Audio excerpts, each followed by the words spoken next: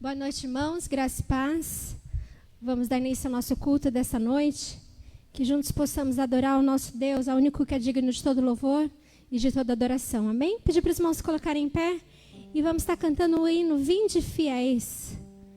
Ó vinde adoremos, ó vinde adoremos, ó vinde adoremos ao nosso Senhor Jesus.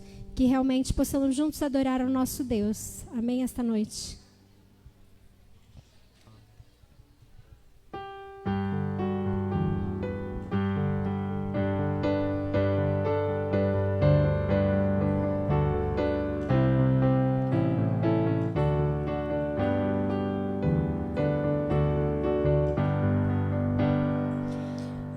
Vinde fiéis, triunfantes, alegres, sim, vinde a Belém, já movidos de amor.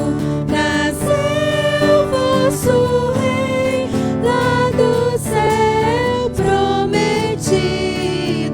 Ó, vinde adoremos, ó, vinde adoremos, ó, vinde adoremos ao nosso Senhor. Olhai admirados a sua humildade, os anjos o louvam com grande fervor, pois veio conosco habitar encarnado. Ó, vinde adoremos, ó, vinde adoremos, ó, vinde adoremos ao nosso Senhor. Por nós das alturas celeste baixando em forma de servo, se fez por amor, e em glórias a vida nos dá sempre eterna. Ó, vinde adoremos, ó, vinde adoremos, ó, vinde adoremos ao nosso Senhor. Nos céus adorai-o, vós anjos em coro, e todos na terra tributem louvor. A Deus honra e glória, contentes rendamos. Ó, vinde adoremos, ó, vinde adoremos, ó, vinde adoremos ao nosso Senhor. Amém. Que possamos todos os dias adorar a esse Deus que morreu numa cruz, mas Ele ressuscitou e habita entre nós. Amém? A igreja pode se sentar.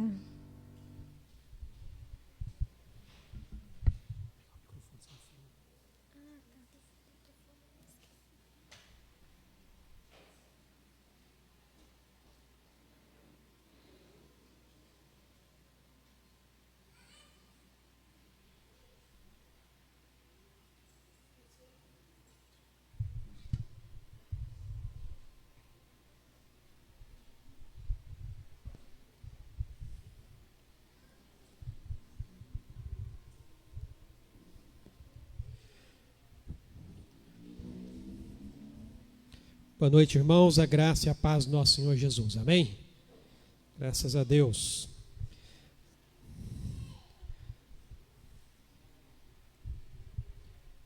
Muito bem. Começamos dezembro, época de Natal,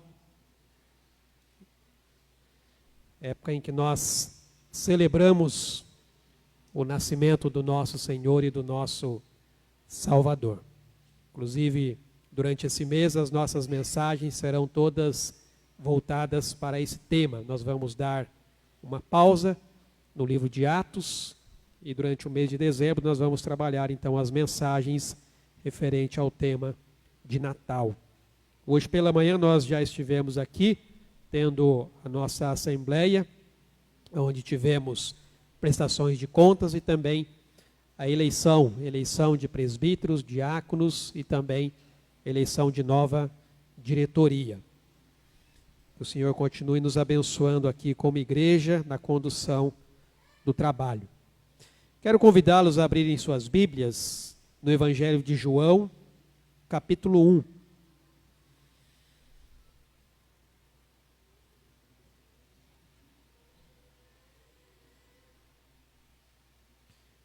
João, Evangelho, capítulo 1. Vou estar lendo aqui do verso 1 até o verso 14. Este, inclusive, vai ser o texto que nós também usaremos na mensagem de hoje à noite.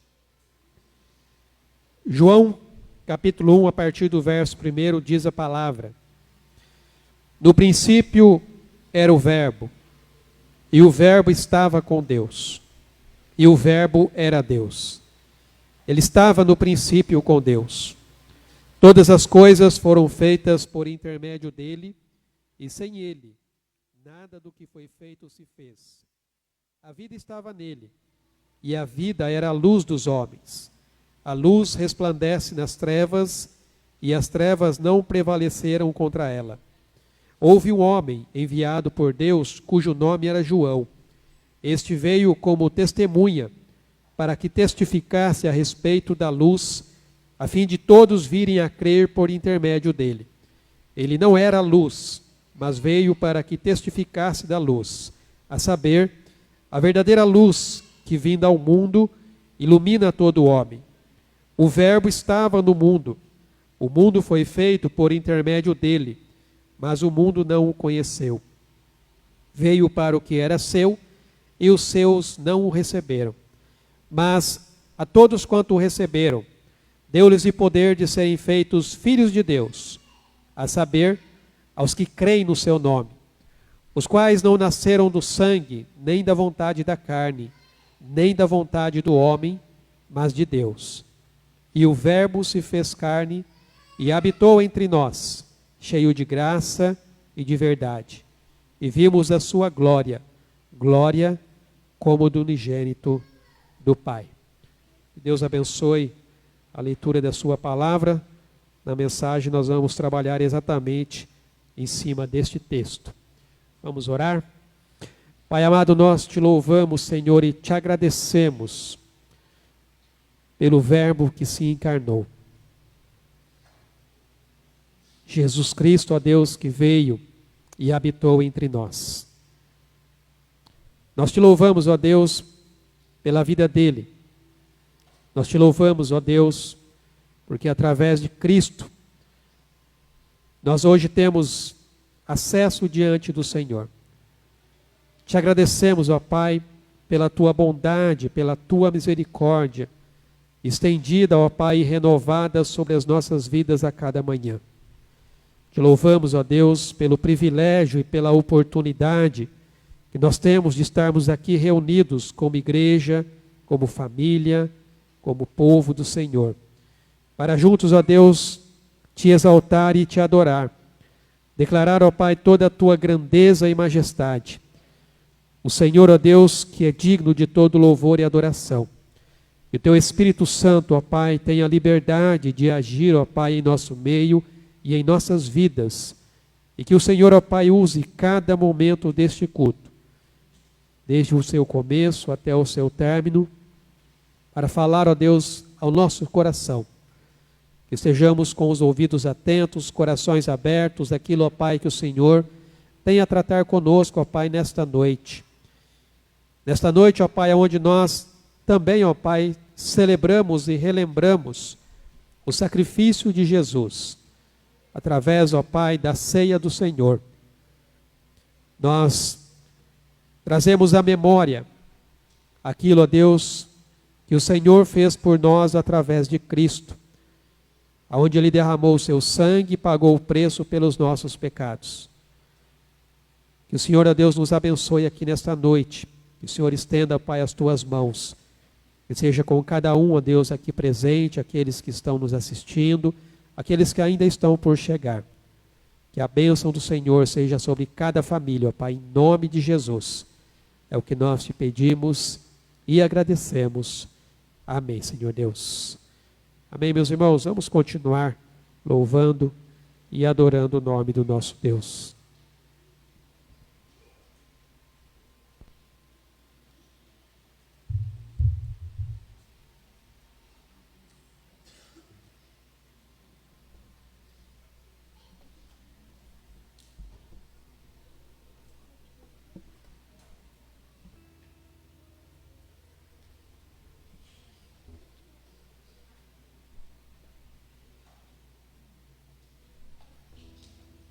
Pedir mais uma vez que os irmãos coloquem em pé e vamos continuar adorando o nosso Deus. Essa música diz: luz do mundo, vieste à terra para que eu pudesse te ver. Tua beleza me leva a adorar-te, quero contigo viver. Realmente o Senhor é a luz desse mundo e que nós também possamos refletir a luz do Senhor na vida das pessoas, na vida de cada um aqui neste mundo, aqui neste lugar. Que possamos refletir a luz do Senhor na nossa casa, no nosso trabalho, com os nossos amigos, em tudo o que fizermos, possamos refletir a glória do nosso Senhor Jesus Cristo. Amém?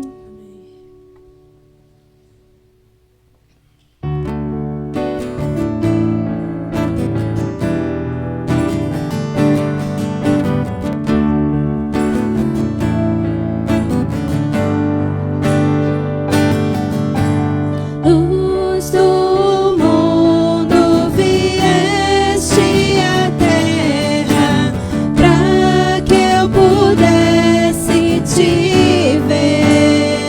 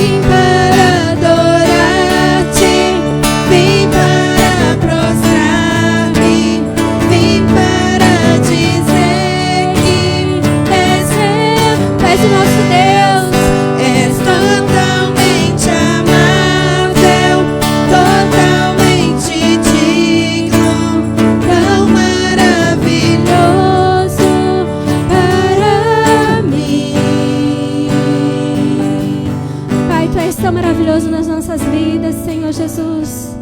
Obrigada, Deus, pelo teu amor tão grande por nós, Senhor Jesus. Obrigada, Deus, porque um dia o Senhor deu o seu único filho, Senhor Jesus, para morrer naquela cruz, para nos salvar e nos perdoar de todos os nossos pecados, Senhor. Obrigada, Deus, pelo teu amor tão grande pelas nossas vidas, Senhor Jesus. Sabemos que não somos merecedores, ó Pai, mas pela tua graça e misericórdia, Senhor, o Senhor concede o teu amor tão grande, tão grandioso sobre as nossas vidas, Senhor Jesus. Obrigada, Deus, por isso. Obrigada, Deus, pelo privilégio que nós temos de servir ao Senhor Jesus, ó Pai. Sabemos que hoje em dia isso é tão raro, Senhor Jesus. São tantos lugares, países que são perseguidos, Senhor, por ter a fé em Ti, no Salvador que vive. Ó Pai, então nós queremos Te agradecer essa noite, Senhor, porque nós temos esse privilégio de servir ao Deus vivo, Senhor.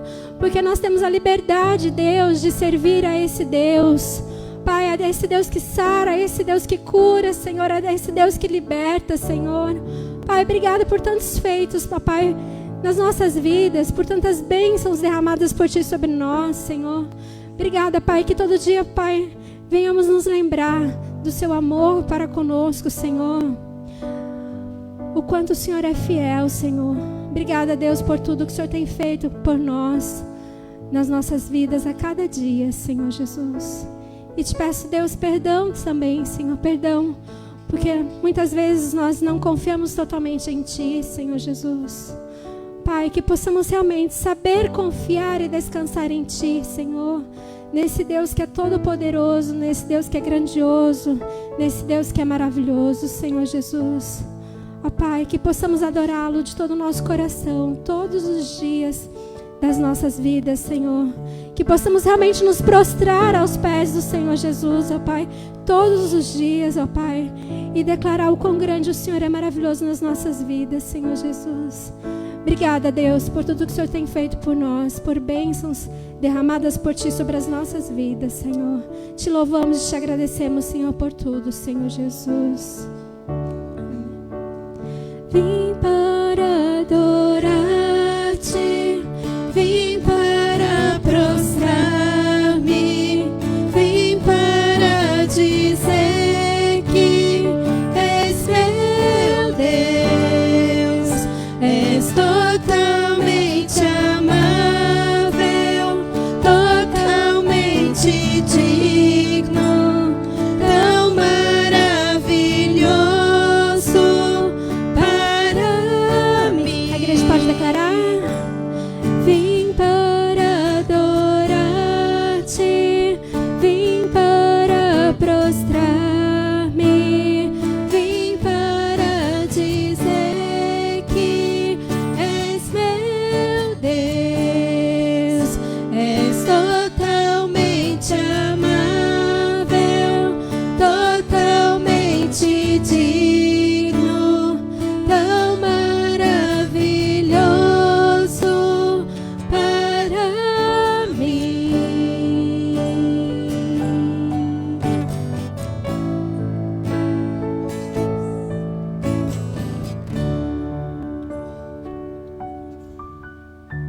Amém. Nosso Deus maravilhoso nas nossas vidas. Amém.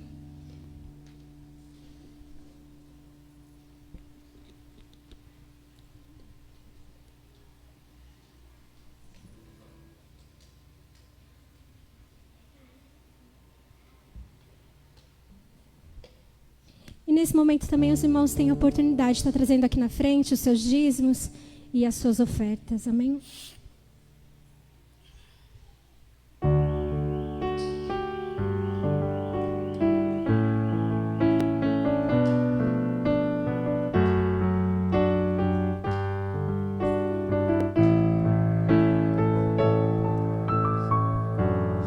Oh Deus, me sondas,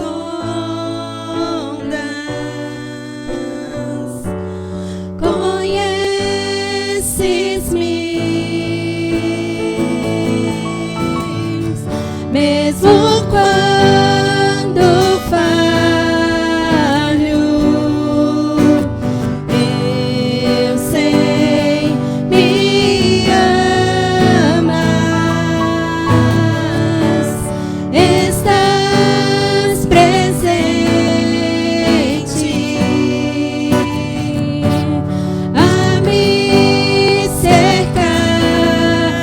todo tempo. Em todo tempo, eu sei, me amas. Eu sei, me amas. Prostro-me diante da cruz, vejo o sangue de Jesus. Nunca houve amor assim. Aleluia, Senhor Jesus. Sobre a morte já venceu, sua glória o céu encheu. Nada irá me separar.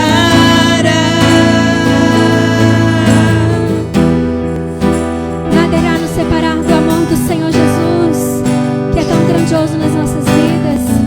Aleluia, Senhor Jesus.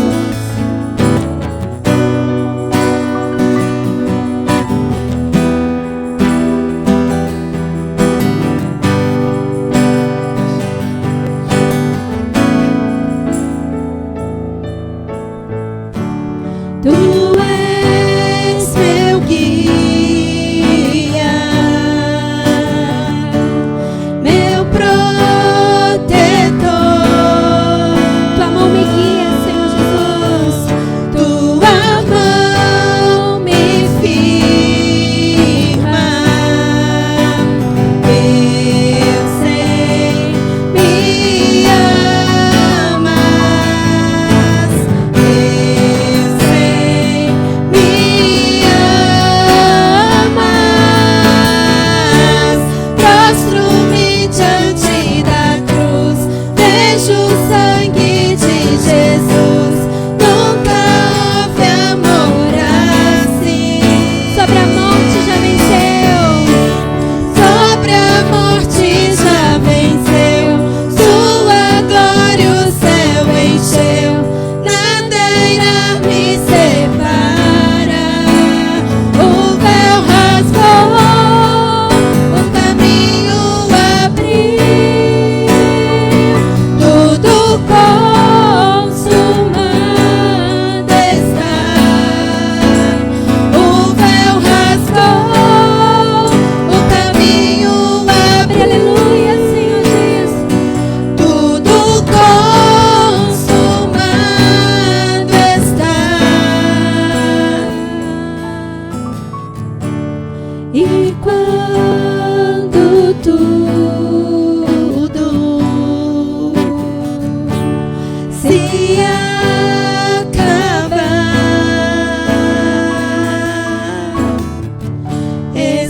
estarei seguro, pois sei, me amas. Pois sei, me amas. Prostro-me diante da cruz, vejo o sangue de Jesus. Nunca houve amor assim. Sobre a morte já venceu, sua glória o céu encheu. Nada irá me separar. Declara, igreja, prostro-me diante da cruz. Prostro-me diante da cruz, vejo o sangue de Jesus. Nunca houve amor assim. Aleluia, Senhor Jesus. Sobre a morte já venceu, sua glória o céu encheu. Nada irá me separar. Aleluia, Senhor Jesus. Nada irá nos separar do seu amor que é tão grande nas nossas vidas, Senhor Jesus. Obrigada, Deus, por isso, Senhor Jesus. Amém, Senhor Jesus. Glórias a Ti. A igreja pode se sentar, amém?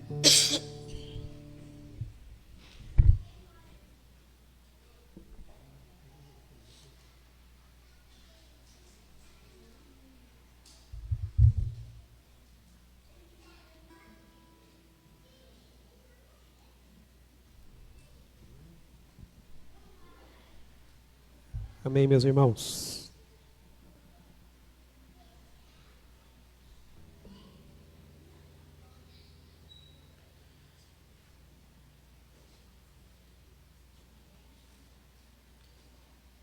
Como eu disse, hoje pela manhã nós tivemos a nossa assembleia, onde nós elegemos aqueles que estarão na liderança da igreja, junto conosco, caminhando para desenvolver o trabalho que nós temos realizado aqui na igreja. Aqueles que não estiveram presentes conosco, nós tivemos a eleição para presbíteros e diáconos, sendo eleitos para presbítero o Ivan, que ainda está como postulante, ou seja, um presbítero em treinamento, e também o Rafael. São os dois presbíteros que fazem parte do conselho espiritual. Para a diaconia, foram eleitas as irmãs Carmina, que também aceitou o desafio de caminhar conosco, também postulante, diaconisa em treinamento. Temos a irmã Eliana, que já tem estado conosco, a irmã Neuza e também a irmã Marta. Essas são as diaconisas que nos auxiliam aqui também no trabalho da igreja. E para compor, então, aquilo que nós chamamos de mesa administrativa local, que é a MEAL, que nos ajuda, então, a tomar as decisões aí administrativas concernentes aos trabalhos e direções aqui da igreja. Nós temos, então, também algumas pessoas. Para a vice-presidência foi eleito o presbítero Rafael, para primeiro secretário o Mateus, segundo secretário o Pedro, primeiro tesoureiro o Ivan, segundo tesoureira a irmã Marta, que continua, para diretor de patrimônio, primeiro diretor de patrimônio, nosso irmão Lúcio, e para segundo diretor de patrimônio, o nosso irmão Fábio. Esses são os que compõem, então, a mesa administrativa local. Estejamos em oração, irmãos, pela vida dessas pessoas, que Deus continue nos abençoando como liderança, para que nós realmente possamos ter sabedoria e discernimento na condução aqui dos trabalhos da igreja. E nós vamos orar neste momento justamente por isso, pela vida dessas pessoas e também para que Deus esteja abençoando a liderança dessa igreja. E é claro, se você tem algo também para apresentar diante de Deus, você pode fazer isso nesse momento. Nós também deixamos uma palavra de gratidão hoje pela manhã, e eu faço questão de dizê-lo novamente, pela nossa querida irmã Edi. Os irmãos sabem das limitações que ela tem tido, mas ela sempre foi uma serva muito zelosa e muito trabalhadora no reino de Deus.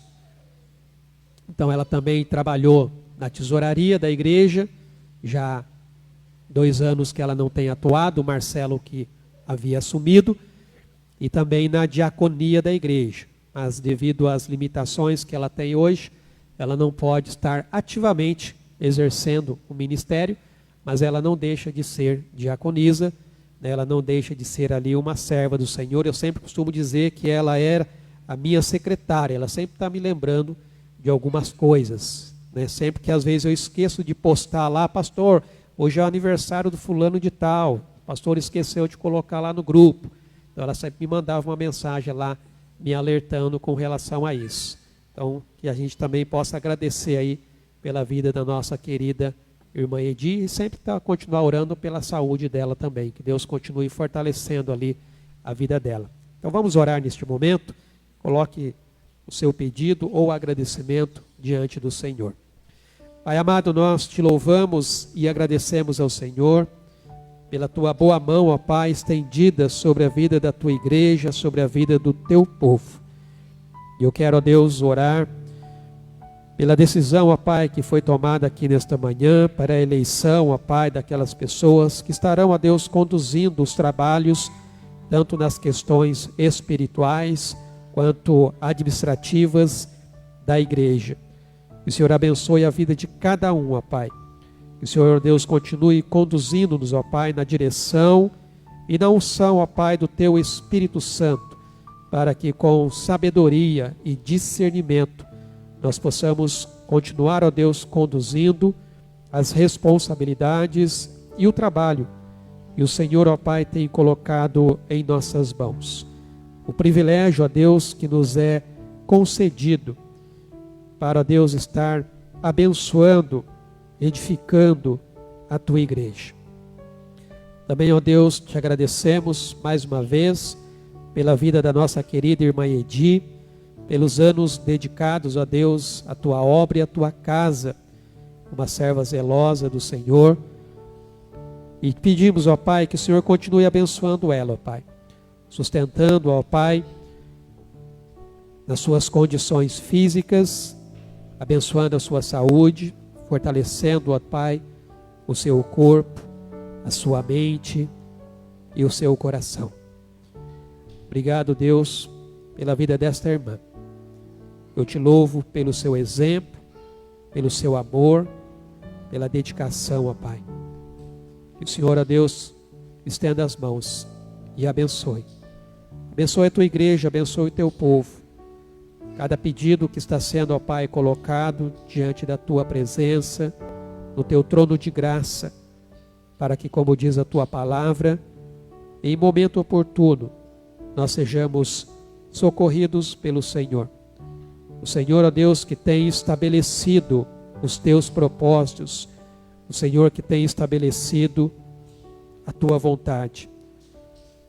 Que o Senhor manifeste, ó Pai, do teu poder, da tua graça, do teu amor e da tua misericórdia, ó Pai, sobre a vida da tua igreja, sobre a vida do teu povo. Obrigado pelas bênçãos que o Senhor tem derramado, ó Deus. Obrigado pela manifestação, ó Pai, do teu poder. Também te louvamos, ó Pai, e nos lembramos da apresentação que foi feita ali, ó Pai, na sexta-feira no hospital, através, ó Pai, do coral, daquelas pessoas que ali estiveram, através, ó Deus, dos cânticos que foram entoados, abençoando, ó Deus, aquelas vidas que lá estão. O Senhor continue abençoando a vida da irmã Keila, do pastor Sérgio Paulo e de todos que fazem parte, ó Deus, deste ministério, ó Pai. Continue fortalecendo, ó Pai, a sua caminhada. E continue direcionando, ó Pai, em nome de Jesus. Nós colocamos isso diante de Ti, agradecidos pela boa mão do Senhor, estendida, ó Pai, sobre as nossas vidas, em nome de Jesus. Amém, Senhor Deus. Amém, meus irmãos. Vamos passar para o nosso momento da ceia, momento em que nós trazemos à memória o sacrifício de Cristo lá na cruz. Então eu quero convidar as irmãs que estarão nos auxiliando aqui na distribuição dos elementos da ceia, o pão simbolizando o corpo de Cristo e o suco de uva simbolizando o sangue de Jesus que foi derramado lá naquela cruz. E aqueles que vão participar conosco, como eu sempre digo, você que já reconheceu Jesus Cristo como seu Senhor, como seu Salvador, publicamente já declarou isso através das águas do batismo, você então é convidado a participar conosco neste momento de celebração e de aliança com Deus. Vou pedir que você se coloque de pé, para que possa então estar recebendo os elementos. Enquanto o hino estiver sendo entoado, as irmãs vão estar distribuindo então, e depois todos juntos celebraremos então a ceia do Senhor.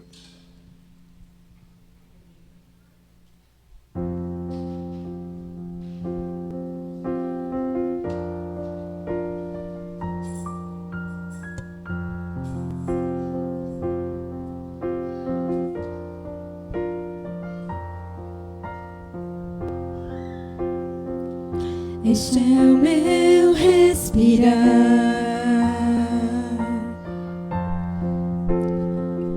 este é o meu respirar. Teu Santo Espírito vivendo em mim.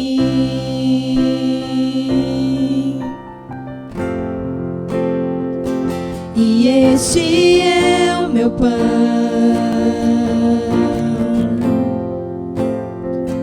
e este é o meu pão.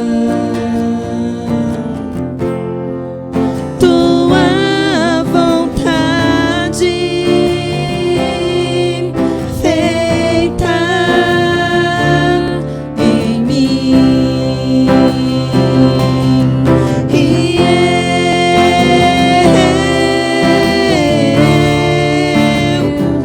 eu nada sou sem ti.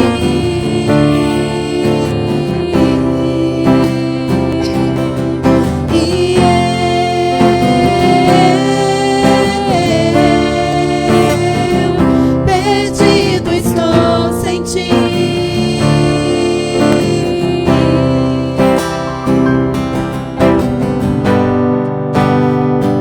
Este é o meu respirar,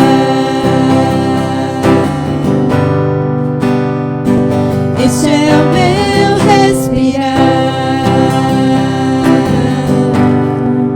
Teu Santo Espírito vivendo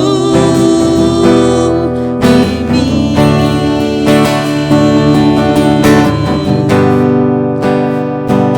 E este é o meu pão.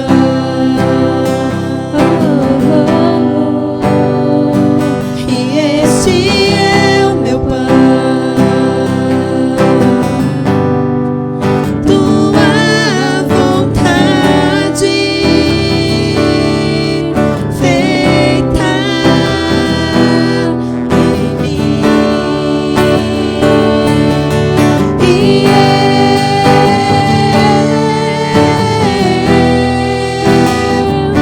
eu nada sou sem ti.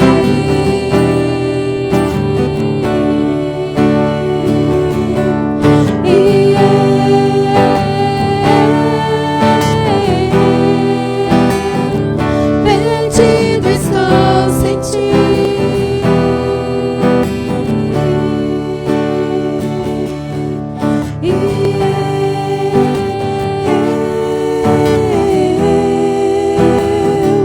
Eu nada sou sem ti.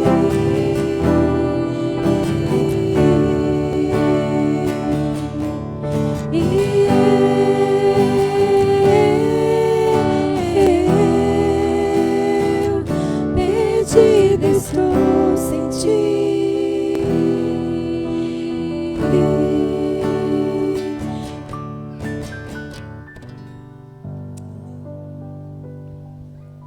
Amém.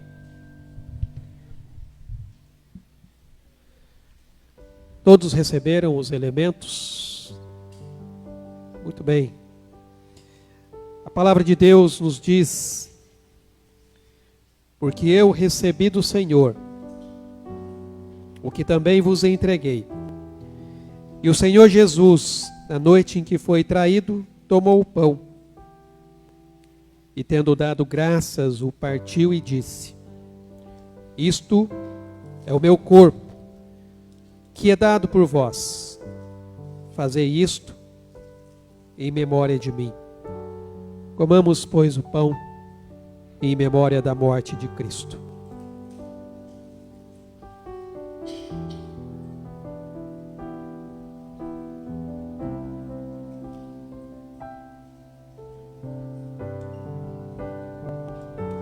Pai, nós te agradecemos, porque é o Senhor, ó Deus, quem nos dá a vida.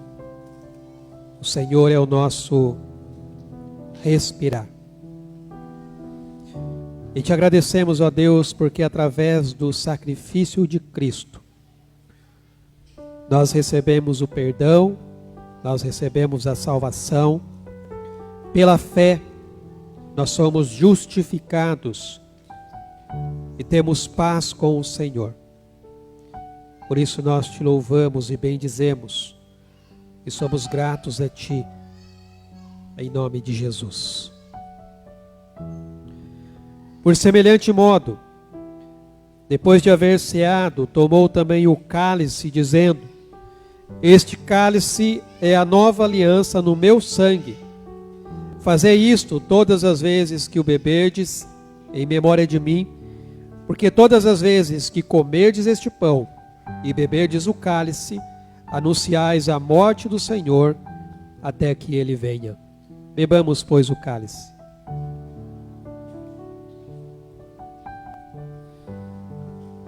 Obrigado, Deus, pelo sangue de Jesus, que nos purifica de todo o pecado. Obrigado, Pai, porque através do seu sacrifício, nós hoje podemos desfrutar, ó Deus, da paz que excede todo o nosso entendimento. A paz que só o Senhor pode nos dar. Te louvamos por isso, Pai, te agradecemos em nome de Jesus. Amém, Senhor Deus. Amém. Os irmãos podem se assentar.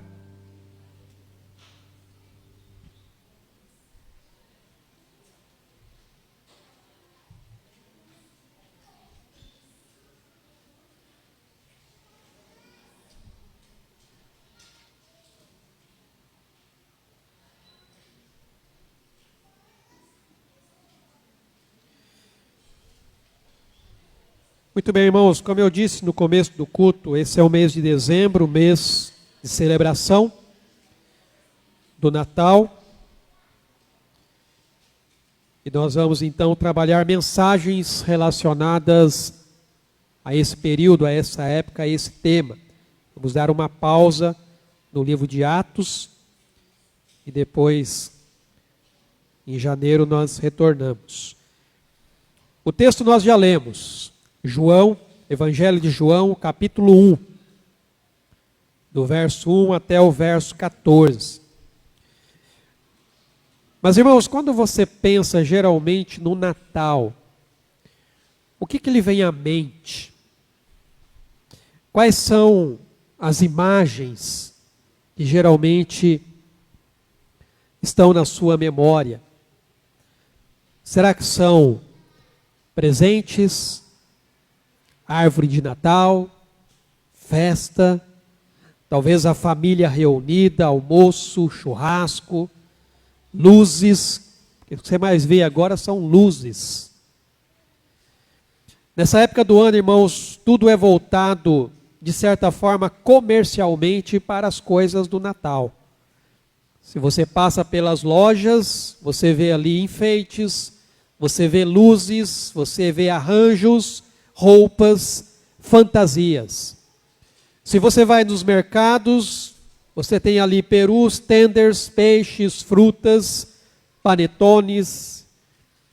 Se você caminha pela cidade, você vê as praças enfeitadas, você tem programações, você tem apresentações. Ou seja, em cada lugar que você olha, você pode ver algo que vai se relacionar ao Natal. E muitas vezes, irmãos, quando nós pensamos no Natal, talvez a nossa mente se volte para aquela cena do presépio, que é descrita ali nos evangelhos, como se a história da salvação, ela começasse ali. A gente vê várias representações desses presépios em lugares que nós passamos. Só que quando nós olhamos para a Bíblia, nós vemos que a Bíblia nos apresenta a grande verdade de que o Natal, ele não é apenas um evento isolado que ocorreu há mais de 2000 anos, mas ele faz parte de um plano eterno, um plano que foi iniciado lá no princípio, no começo de tudo. O próprio Evangelho de João, que nós lemos aqui, por exemplo, quando nós lemos os primeiros versos, ele nos leva exatamente ao livro de Gênesis. Ele mostra Jesus antes do tempo. Ele mostra Jesus como o Criador, como a palavra que se fez carne. Os primeiros versos do livro de Gênesis, nós podemos ler, e de certa maneira, nós podemos ver que Jesus, estava presente ali. Se você pega aqui Gênesis capítulo 1, verso 1, diz, no princípio, assim como o Evangelho de João começa, no princípio. Criou Deus os céus e a terra. A terra, porém, estava sem forma e vazia. Havia trevas sobre a face do abismo, e o Espírito de Deus pairava por sobre as águas. E disse Deus, haja luz. E houve luz. É exatamente, irmãos, aqui que nós vemos a presença de Jesus. Porque João vai dizer que tudo foi feito por ele e por intermédio dele. Então, quando Deus declara, haja luz, quem é que estava criando? Quem é que estava fazendo? O próprio Jesus. Jesus está presente aqui, logo no princípio. É por isso que nós precisamos abrir os nossos olhos para podermos compreender o Natal à luz de um plano redentor de Deus desde a criação, mostrando que o nascimento de Jesus, ele é o ponto alto de uma história que Deus começou a escrever desde o início, aonde Deus ele traz através disso esperança, ele traz restauração e ele traz salvação. O Evangelho de Lucas, que traz mais detalhes sobre o nascimento de Cristo, aqui no capítulo 2, no versículo 10, ele diz, o anjo, porém, lhes disse, não temais, eis aqui vos trago boa nova, de grande alegria, que o será para todo o povo. É que hoje vos nasceu, na cidade de Davi, o Salvador, que é Cristo, o Senhor. E isto vos servirá de sinal. Encontrareis uma criança envolta em faixas e deitada em manjedoura.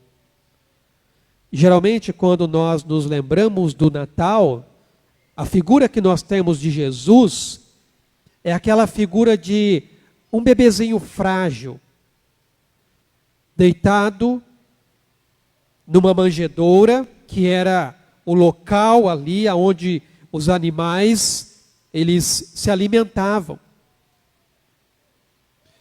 Só que a história de Jesus, ela vai muito além do que a manjedoura. Porque quando nós olhamos para a palavra de Deus, isso é uma coisa que inclusive eu destaco quando eu estou discipulando alguém, eu costumo dizer assim, que Cristo nunca pediu que nós celebrássemos o seu nascimento. Você não vai ver Jesus dizendo para nos lembrarmos do dia em que ele nasceu. Nós lembramos do dia em que ele morreu.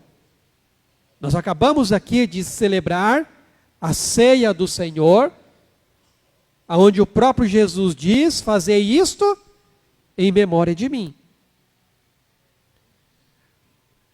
A celebração do Natal, nós o fazemos por uma questão cultural. A celebração do Natal, nós o fazemos por uma questão de aproveitar a ocasião, onde, de certa forma, as pessoas vão estar um pouco mais receptíveis à mensagem. As pessoas vão estar, de certa forma, com o coração um pouco mais aberto para a gente falar de Jesus. Por isso que a representação que está aqui mostra o dia em que Jesus nasceu, mas também mostra o dia em que Jesus morreu.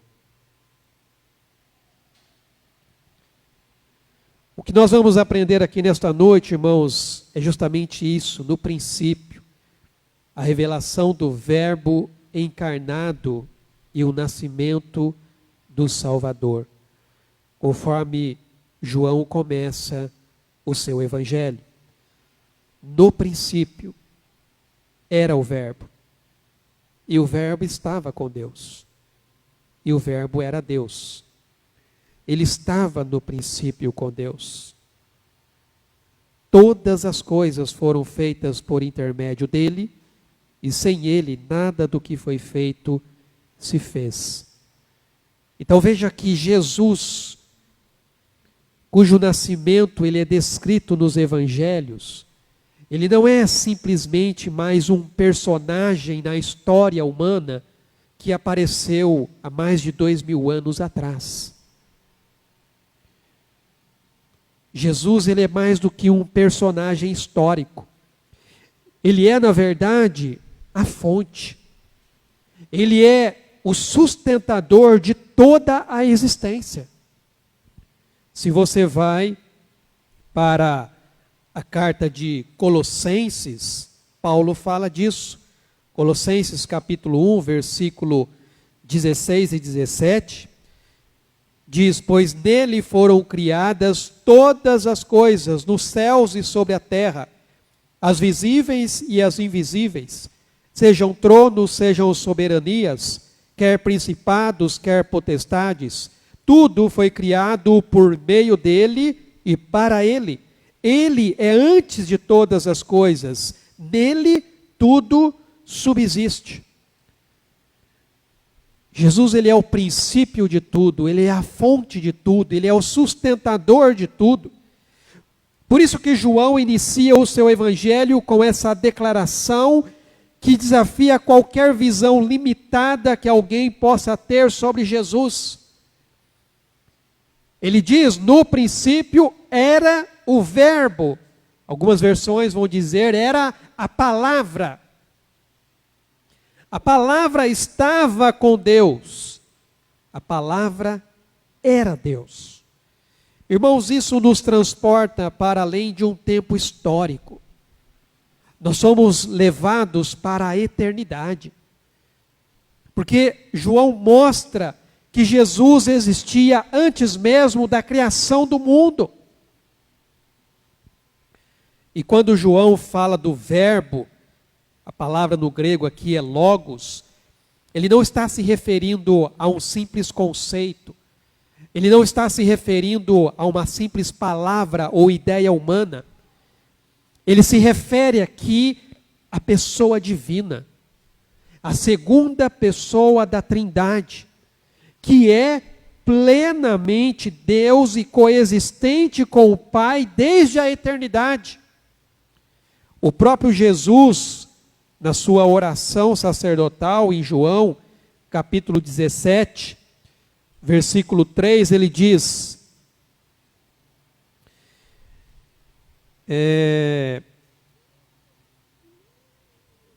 versículo 4 e 5, diz assim: eu te glorifiquei na terra, consumando a obra que me confiaste para fazer.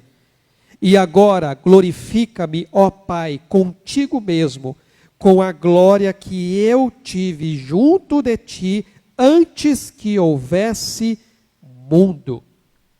Então veja que Jesus, ele é o autor da criação. Ele é aquele pelo qual todas as coisas foram feitas, como o texto de Colossenses diz, visíveis e invisíveis, desde o universo infinito até as pequenas partículas da natureza. Tudo existe por ele e para ele. E essa verdade, irmãos, tem uma profundidade incalculável. Tem um impacto transformador para nós. Porque veja que o Deus que criou as estrelas, o Deus que criou as galáxias, toda a vida, ela não está distante e nem diferente. Esse Deus, ele está além de todas as coisas, porém ele entrou na história humana. Ele assumiu a fragilidade da carne. Ele chorou. Ele sorriu. Ele dormiu. Ele sentiu fome e sentiu sede. Irmãos, às vezes eu fico imaginando o que é o Criador de todas as coisas, que não está preso como nós a este tempo, a esta circunstância, mas Ele é além de tudo isso. Esse Deus, Ele entrou na nossa história. Ele assumiu a forma humana. Ele se fez como um de nós. O Criador se tornando uma criatura.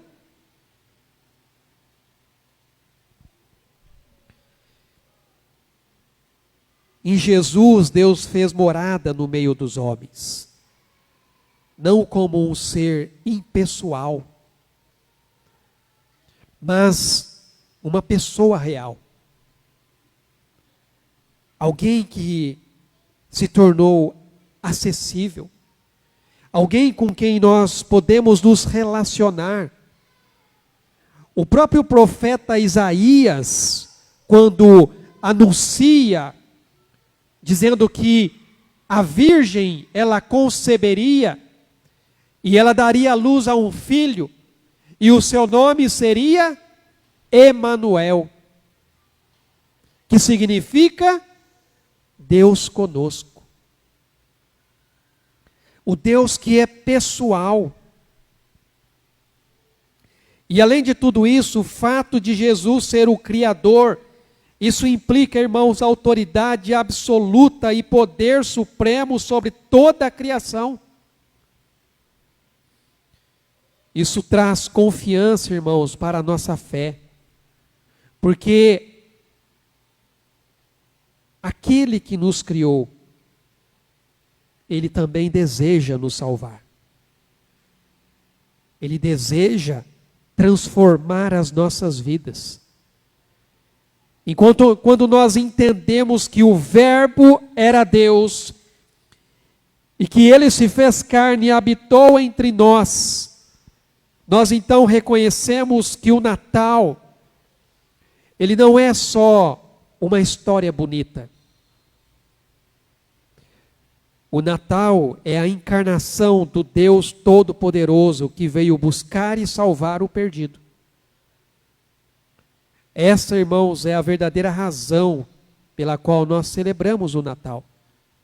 Pela qual nós rendemos a Ele toda a honra, toda a adoração e toda a entrega. E aqui está a primeira lição que nós podemos tirar disso.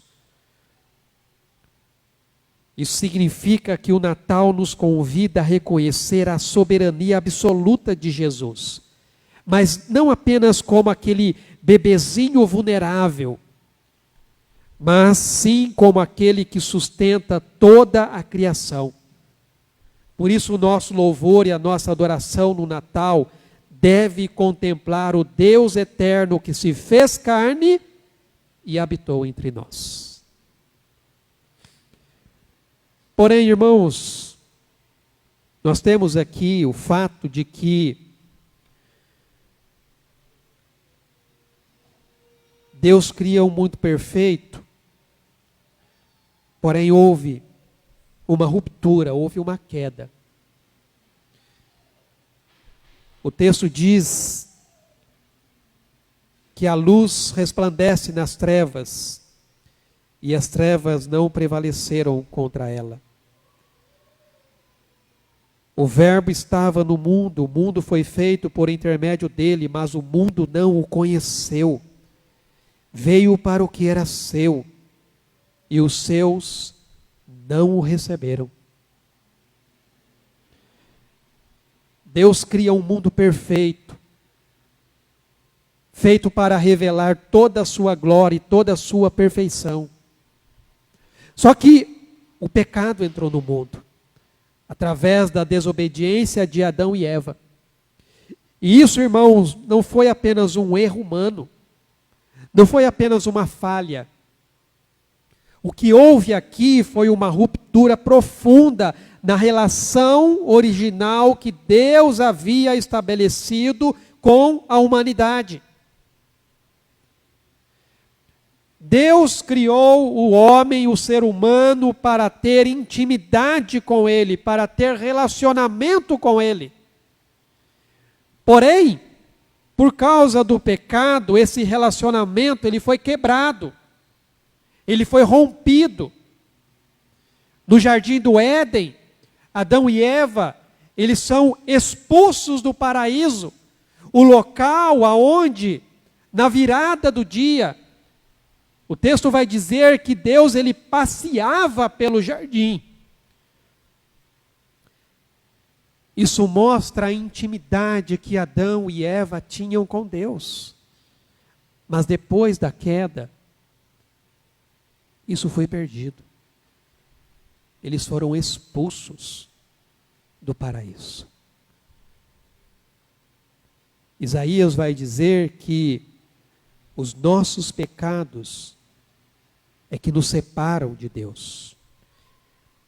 Então, quando Adão e Eva comeram do fruto proibido, desobedecendo uma ordem direta de Deus, isso trouxe consequências muito sérias.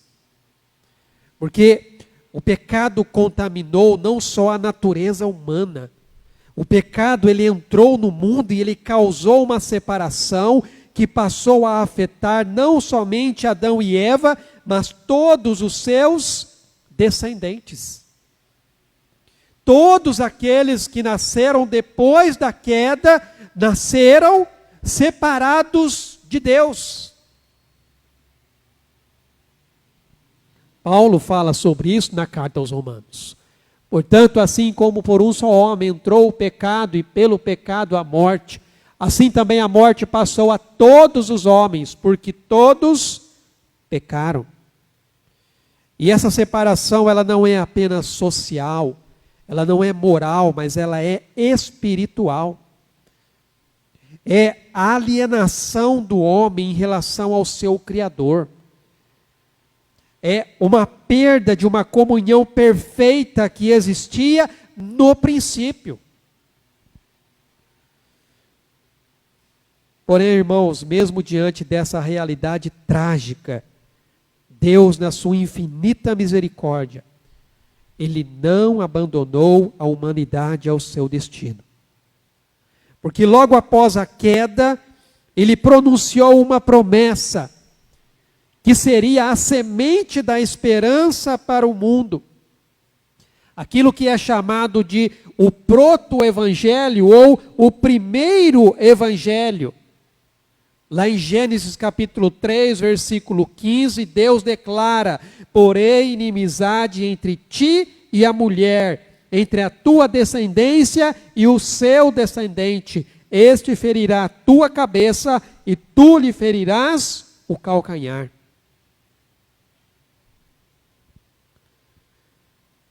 E esta profecia, irmãos, é essencial e cheia de significado. Porque o descendente prometido aqui é o Messias. O descendente prometido aqui é Jesus. Aquele que veio para derrotar Satanás, o inimigo que é representado na serpente lá no jardim do Éden. Essa expressão, ferirá a tua cabeça, indica uma vitória definitiva, uma vitória mortal sobre o mal, porque a cabeça indica o poder.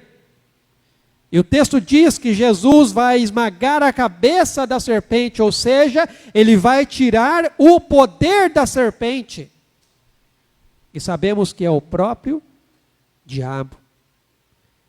João fala sobre isso na sua carta. Para isto se manifestou o Filho de Deus, para destruir as obras do diabo.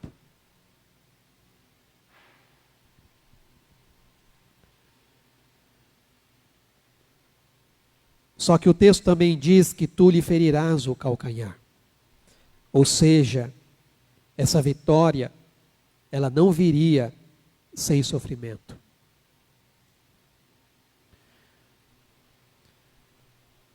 Eu não sei o que é levar uma picada de cobra, eu nunca levei e espero não levar. Mas teve uma das sextas-feiras que eu estava fazendo as visitas lá no hospital, e eu sempre pergunto, né, para o paciente o que aconteceu, né, qual a razão dele estar ali, para a gente poder estar orando pela vida dele.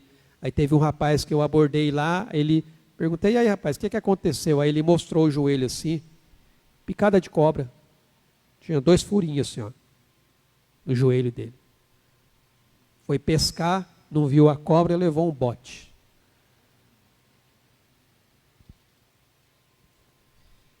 Jesus, irmãos, naquele nascimento humilde lá em Belém, ele já traz ali consigo a missão de lutar contra o poder do pecado e da morte. Por isso que é importante entender, irmãos, que esse primeiro evangelho, ele inaugura uma linha mestra de redenção na Bíblia. Porque a partir dessa promessa, toda a história é escrita numa linha de sangue que percorre a história até a chegada do Messias. Existe uma linha de sangue traçada, desde quando Deus anunciou aquela promessa, até a chegada do Messias. Desde o momento em que o homem caiu, Deus ele já tinha estabelecido um plano para restaurar essa comunhão perdida. Um plano que vai culminar na encarnação, na morte e na ressurreição de Cristo. O próprio apóstolo Paulo, quando escreve a sua carta aos Coríntios, 1 Coríntios capítulo 15, ele vai dizer aqui, a partir do verso 1, irmãos, venho lembrar-vos o evangelho que vos anunciei, o qual recebestes e no qual ainda perseverais. Por ele também sois salvos, se retiverdes a palavra tal como vô-la preguei, a menos que tenhais crido em vão. Antes de tudo, vos entreguei o que também recebi. E Cristo morreu pelos nossos pecados, segundo as Escrituras. E foi sepultado e ressuscitou ao 3º dia, segundo as Escrituras. E apareceu a Cefas e depois aos 12. E aí quando você vai um pouquinho mais para frente, 1 Pedro capítulo 1, versículo 18 e 19, diz assim, sabendo que não foi mediante coisas corruptíveis, como prata ou ouro, que fostes resgatados do vosso fútil procedimento que vossos pais vos legaram, mas pelo precioso sangue, como de cordeiro, sem defeito e sem mácula, o sangue de Cristo. Em Apocalipse, capítulo 13, versículo 8, diz, e adorá-lo todos os que habitam sobre a terra, aqueles cujos nomes não foram escritos no livro da vida, do Cordeiro que foi morto desde a fundação do mundo.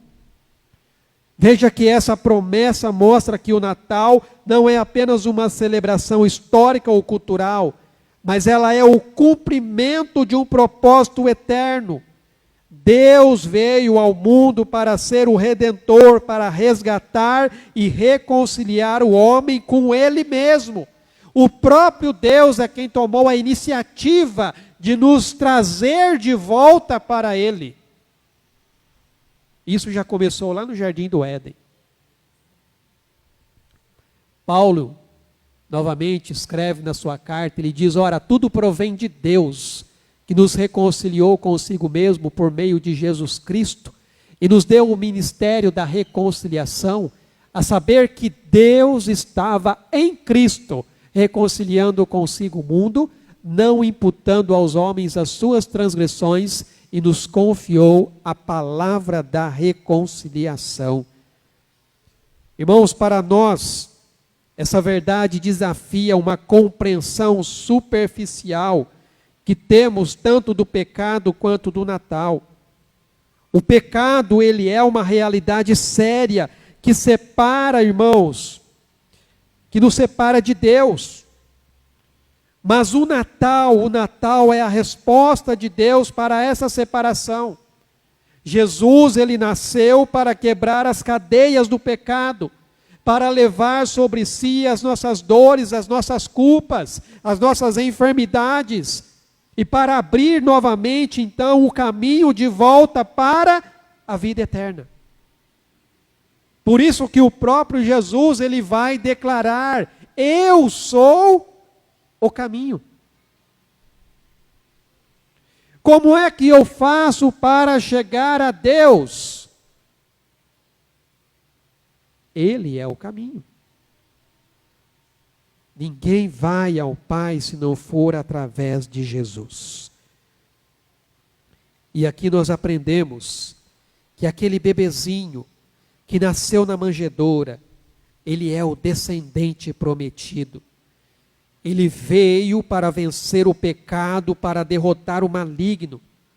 E isso, irmãos, nos desafia a não apenas celebrar o Natal como uma data festiva, mas a reconhecer a nossa condição de pecadores e a necessidade vital daquele que veio para nos salvar.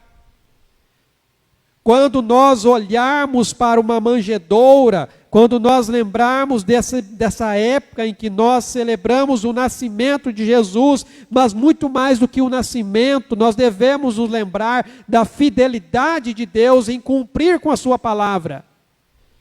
Nós devemos nos lembrar que aquele bebezinho que nasceu naquela manjedoura, ele veio com um propósito.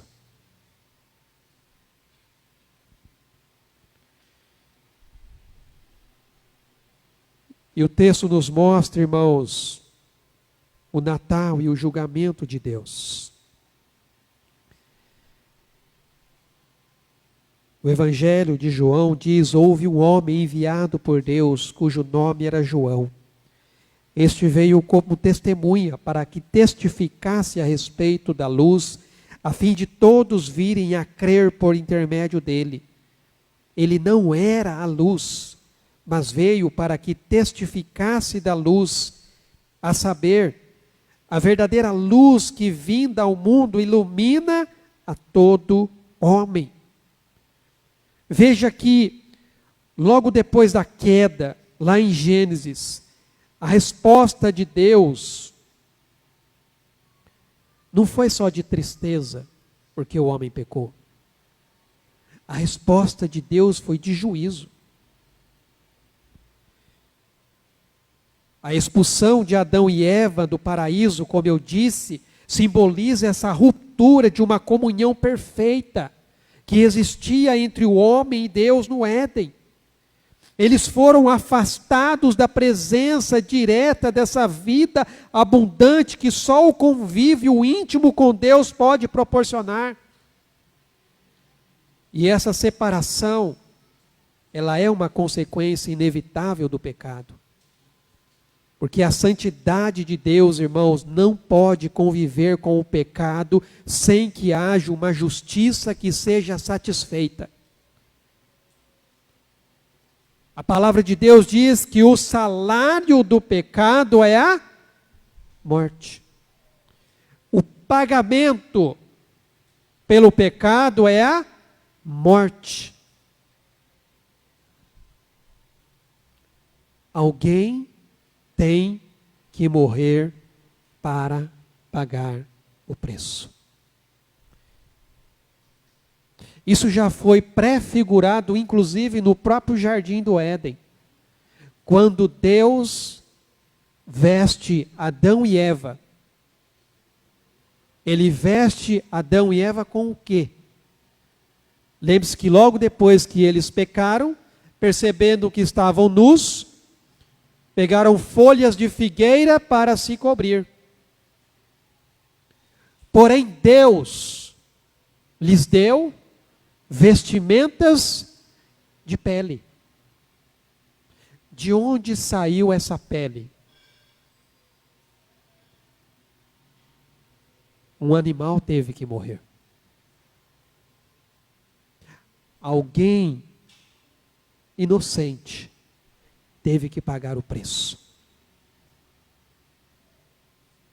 Isso já estava prefigurando o que viria a acontecer lá na frente com aquele bebezinho da manjedoura, que seria levado para uma cruz. Um justo, sem pecado, pagando o preço, derramando o seu sangue.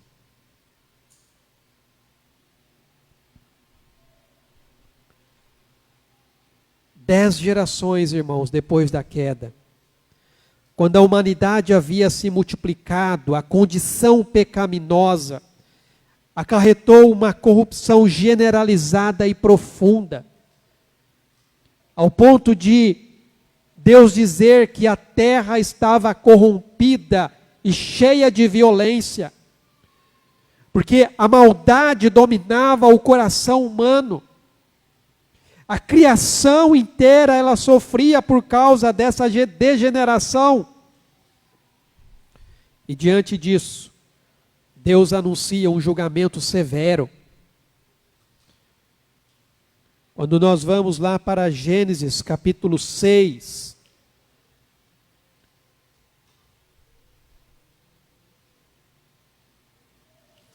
o texto vai dizer aqui, a partir do verso 3, então disse o Senhor, o meu espírito não agirá para sempre no homem, pois este é carnal, e os seus dias serão 120 anos.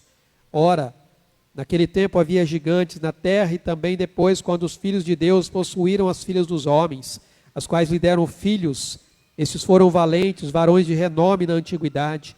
Viu o Senhor que a maldade do homem se havia multiplicado na terra, e que era continuamente mal todo o desígnio do seu coração.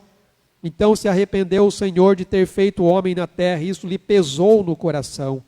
Disse o Senhor, farei desaparecer da face da terra o homem que criei, o homem e o animal, os répteis e as aves do céu, porque me arrependo de os haver feito. Porém, Noé achou graça diante do Senhor. Deus anuncia um julgamento severo. Deus anuncia um dilúvio que diluiria a corrupção. Começando então novamente por meio daquele que achou graça aos seus olhos. Por meio de Noé e da sua família, os únicos que se mantiveram fiéis a ele. Irmãos, esse episódio do dilúvio é um retrato da justiça de Deus. Mostra que Deus não ignora o pecado e nem permite que ele continue sem consequências. E o julgamento aqui ele é firme, ele é abrangente, porque ele atinge toda a humanidade impenitente, porque a justiça de Deus exige correção diante da desobediência e da rebeldia. Paulo vai dizer, escrevendo a sua carta aos Romanos, não há um justo, nenhum sequer. Não há ninguém que faça o bem, não há ninguém que busque a Deus. Todos pecaram, todos carecem da glória de Deus. Porém, junto com essa justiça, Deus também revela a sua graça e a sua misericórdia, porque ele oferece um meio de salvação a Noé e a sua família, aqueles que confiaram na palavra e se refugiaram na arca. Irmãos, o dilúvio não foi apenas um evento histórico ou natural, mas também foi um sinal profético do juízo e da salvação oferecida em Cristo. Ele prefigura a cruz, aonde a ira de Deus pelos pecados da humanidade caiu sobre o seu Filho. E aqueles então que confiam em Cristo são preservados da condenação. Assim como Noé, junto com a sua família, quando entraram na arca, aqueles que estão em Cristo estão salvos da ira de Deus. Esse novo Noé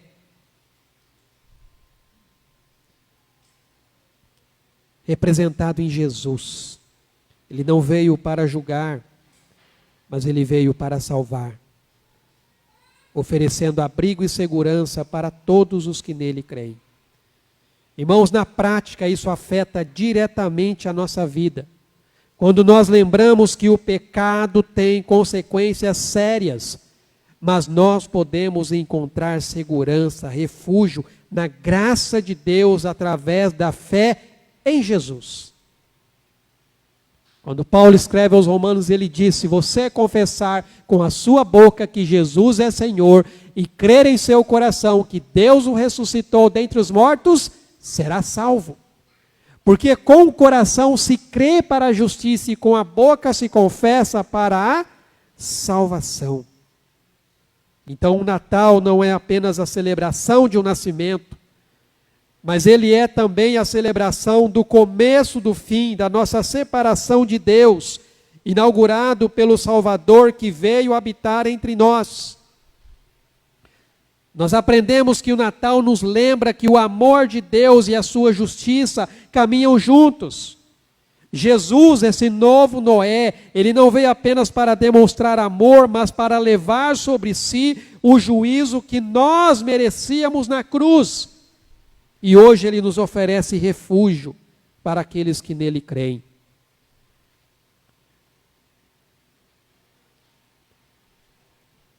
E o Natal, irmãos, nos lembra essa aliança e esse sacrifício. Porque o texto diz: e o Verbo se fez carne e habitou entre nós, cheio de graça e de verdade. E vimos a sua glória, glória como do unigênito do Pai. Depois de Noé, Deus estabelece uma aliança com um homem chamado Abrão, que depois passaria a se chamar Abraão. E a partir daqui, irmãos, marca um ponto central na história da redenção, onde Deus oferece a promessa de bênçãos que ultrapassam os limites de um povo escolhido, aonde todas as famílias da terra seriam alcançadas através do seu descendente. E essa promessa não era apenas uma bênção material ou territorial, mas é uma bênção espiritual e eterna, porque ela também apontava para o Messias, que viria a restaurar a comunhão entre Deus e a humanidade caída. A aliança com Abrão, irmãos, ela inclui não só a promessa de descendência, mas também o compromisso de Deus de proteção, de presença e de cumprimento da sua palavra. Paulo, escrevendo a sua carta aos Gálatas, capítulo 3, verso 16, ele diz: ora, as promessas foram feitas a Abraão e ao seu descendente. Não diz e aos descendentes, como se falando de muitos, porém como de um só, e ao seu descendente, que é Cristo. E aí quando você vai lá no versículo 26 e 27, diz assim: pois todos vós sois filhos de Deus, mediante a fé em Cristo. Porque todos quanto fostes batizados em Cristo, de Cristo vos revestistes. Então veja que essa relação especial entre Deus e Abraão evidencia um Deus que age na história por meio de pactos. Pactos que envolvem fé e obediência humana. Mostrando então que a redenção, ela é iniciada pela graça, mas ela precisa ser vivida pela fé.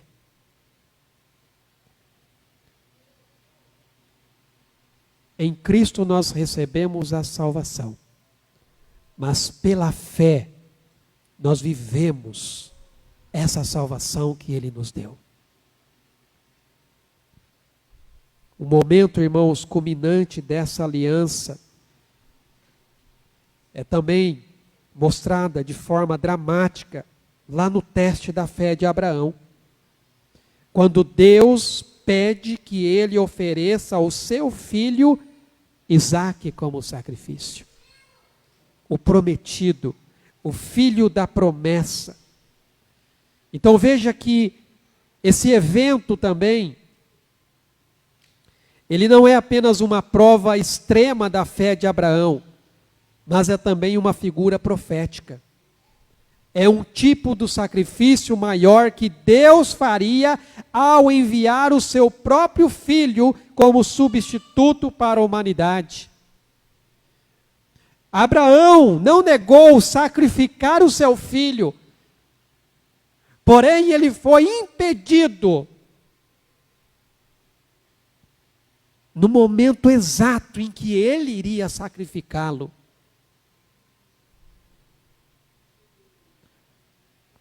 Porque aquele sacrifício não era necessário. Haveria um outro sacrifício. Esse sim seria necessário. É interessante que quando você lê a história do sacrifício de Isaque, lá em Gênesis capítulo 22. Agora imagine você, como um pai, e até como mãe, pegando o seu filho, colocando a lenha sobre as costas dele,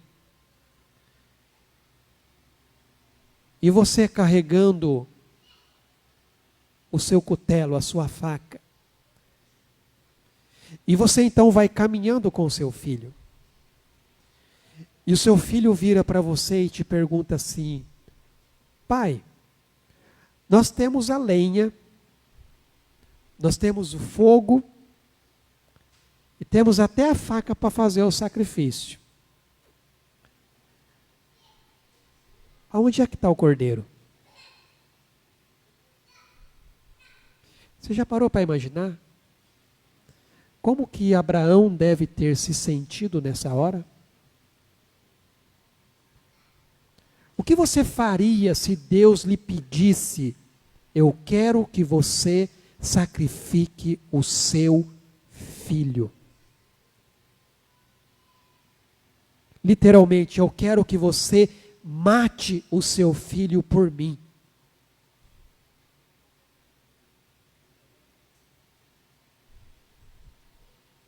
Você já parou para pensar nisso? A resposta de Abraão foi uma resposta de fé. Porque ele disse para Isaque: Deus proverá um cordeiro para si.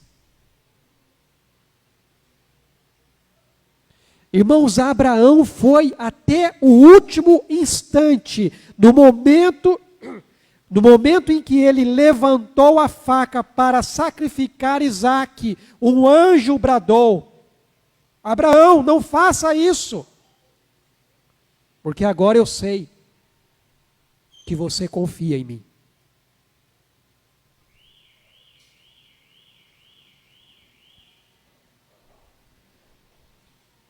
Em Abraão, Deus revelou o seu amor. E no Isaque, ele mostrou a obediência do seu filho. Isaque é o filho da promessa, que iria ser oferecido. Mas Deus providenciou um cordeiro para ser sacrificado no seu lugar. Um cordeiro que, pela fé, Abraão já tinha visto.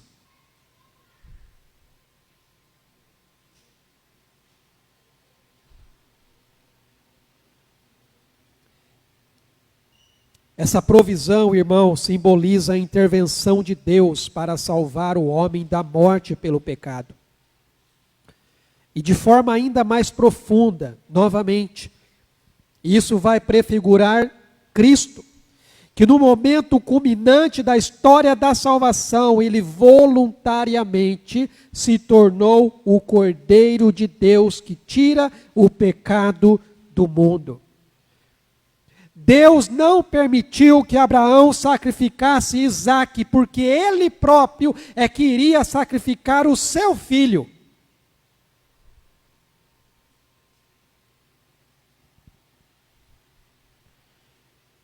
Jesus é o descendente prometido, em quem as nações são abençoadas, e que se entrega então como um sacrifício supremo, um sacrifício definitivo pelos pecados da humanidade.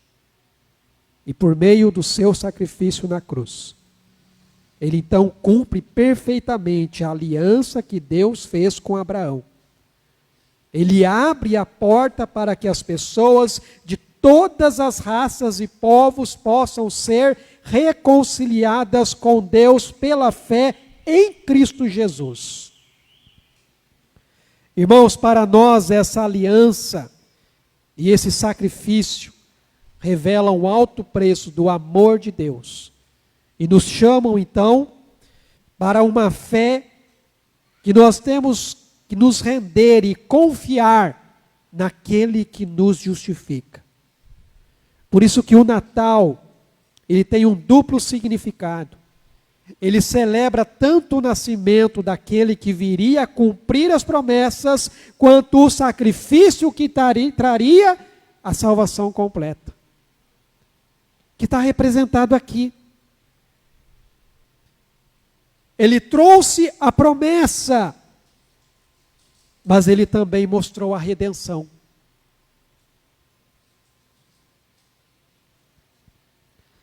Então, quando nós meditamos no Natal, devemos reconhecer esse sacrifício de amor que mudou a história. Jesus cumpriu as promessas de Deus e ofereceu a si mesmo em nosso lugar, para que por meio dele, nossas vidas sejam abençoadas e transformadas. O Natal, irmãos, não é só uma lembrança do passado, mas é um convite para a gente viver o presente e o futuro, sobre a luz da verdadeira identidade de quem é Jesus. O Deus que se fez homem. Ele é o Criador. Ele é aquele que nos ama. Ele é o Salvador prometido que nos liberta do pecado. Ele é o justo juiz que nos convida a uma confiança perfeita. Então, irmãos, que neste Natal nossas vidas sejam marcadas por uma fé que está enraizada na história da redenção, por uma adoração que reconhece esse Deus eterno e por uma alegria que vem da certeza que nós temos da salvação em Cristo Jesus. O Natal começa no princípio, mas ele se revelou na encarnação de Cristo. E ele está presente hoje, na vida de todo aquele que já o reconheceu como Salvador, porque ele é o Salvador, ele é o Cordeiro, ele é a semente, ele é o descendente, ele é aquele que veio para pisar a cabeça da serpente, e ele é aquele que um dia vai voltar para buscar a sua igreja. E graças a Deus por isso. Lembre-se de que o Natal é muito mais do que um bebezinho numa manjedoura. Natal é o Deus que se fez carne e habitou entre nós. Vamos orar? Pai amado, nós te louvamos, ó Deus, e agradecemos ao Senhor pela tua palavra e por essa mensagem tão preciosa e poderosa para os nossos corações. O Senhor, ó Deus, que na eternidade, antes do tempo, já estabeleceu o teu propósito. todas as coisas acontecem segundo a tua vontade. Obrigado, Pai, porque nós podemos, nesta época do ano, nos lembrarmos de que o Senhor é fiel. Fiel em cumprir com a tua palavra. O Senhor prometeu que enviaria o Salvador. E essa promessa o Senhor já cumpriu. Aquele que assumiu, ó Deus, o nosso lugar. Aquele que morreu no nosso lugar. Para que através, ó Deus, do seu sacrifício e da sua ressurreição, nós tenhamos a garantia de um futuro glorioso, de uma vida plena, abundante, eterna. E se existe alguém que ainda não tem essa certeza no seu coração, que o Senhor, através do teu Espírito Santo, trabalhe, ó Deus, para despertar a fé que salva, que convence, e que nos leva a crer em Jesus, o nosso Senhor, o nosso Salvador, o Deus eterno, que se fez carne e habitou entre nós. Por isso nós te louvamos, te bendizemos e agradecemos, em nome de Jesus. Amém, Senhor Deus. Amém, meus irmãos. Alguns avisos para passar para os irmãos. No próximo sábado vai ter o encerramento aí do encontro de mulheres. Vai ser lá na casa da nossa querida irmã Neuza. Uma noite de testemunho. Né? Então, como diz o hino, conta as bênçãos, diga quantas são recebidas da divina mão. Então, no próximo sábado aí, né, o convite para as mulheres, né? Aqui só para mostrar para os irmãos, pode passar para o próximo, por favor? Esse aqui é o pessoal que esteve lá no hospital, na sexta-feira à noite, né, o coral, chamado 50 mais, você vai perceber ali que a maioria realmente são pessoas de idade, e foi uma bênção poder estar ali com os irmãos, cantando, entoando louvores a Deus, naquele ambiente lá do hospital, podendo compartilhar, de alguma maneira, a palavra de Deus de uma forma ali cantada, que Deus continue aí abençoando. E vou te falar para vocês, irmãos, pessoal animado, viu? O pessoal é 50 a mais, mas está muito mais jovem do que muitos jovens por aí. O pessoal animado, empolgado com o ministério e com o trabalho que eles estão fazendo, tá? Mais algum aviso? Acho que não, né? Ainda tem os nossos devocionários ali atrás, você ainda tem a oportunidade de estar levando, presenteando, ou para você poder aproveitar aí também o próximo ano, tendo aí o seu tempo com Deus. Vamos nos colocar de pé e vamos orar, agradecendo ao Senhor por esse tempo que passamos aqui. Pai, nós te louvamos, ó Deus, te agradecemos por este culto, somos gratos a Ti, pelo manifestar, ó Pai, da Tua presença, ó Deus, do Teu Espírito Santo sobre as nossas vidas. Te agradecemos pela liberdade, ó Deus, te agradecemos pelos louvores e principalmente pela palavra do Senhor, que traz, ó Deus, consolo, conforto para o nosso coração, que direciona, ó Pai, as nossas vidas. Que o Senhor nos conceda uma semana abençoada, ó Pai, na presença do Senhor, sendo conduzidos, ó Deus, pelo Teu Espírito Santo, com sabedoria, com discernimento, nas decisões, ó Pai, que nós teremos de tomar, ó Pai, nos nossos afazeres e nas nossas responsabilidades. E que a graça do nosso Senhor Jesus Cristo, o amor de Deus, o nosso Pai, e as ricas consolações e a comunhão do Teu Espírito Santo, seja com o Teu povo que se reúne neste local e em toda a face da terra, até aquele grande dia, o dia em que nós estaremos para sempre com o Senhor. Em nome de Jesus. Amém, Senhor Deus. Deus abençoe, amados. Tenham uma semana na presença do Senhor.